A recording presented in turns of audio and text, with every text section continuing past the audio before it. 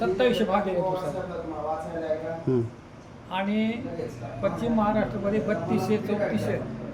मला सांगा तुम्ही, आपल्या बीड जिल्ह्यामध्ये शेतकऱ्याची एवढी परिस्थिती बिकट आहे ना, कारण ऊसाला आज एका क्विंटल मागं सरासरी एक क्विंटल 20 किलो साखर निघते एका टनामागं, आणि शेतकऱ्याला देतात 2700 रुपये. मग खताचं मजुराचं किती किती म्हणजे वाढले भाव. ते 6 महिन्याला 2000 देतात ते परवडत नाही का? हां, 6 महिन्याला ते 2000 देतात ते. काय काय अर्थ त्या 2000ला काय. आज मजूर समजा 250-300 रुपये मजूर होतात, 500 रुपये मजूर झाली.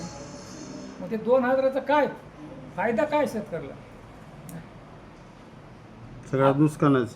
हां, म्हणजे 2000 देऊन इकडे डबल पैसे काढतात असं डबल म्हणून. पैसे काढणारच ना, कारण आता पेट्रोल डिझेल काय भाव आहे, ह्या मजुरीचा काय भाव, काय खताचे काय भाव, सगळे म्हणजे शेतकऱ्याचं सगळे नुकसान आहे.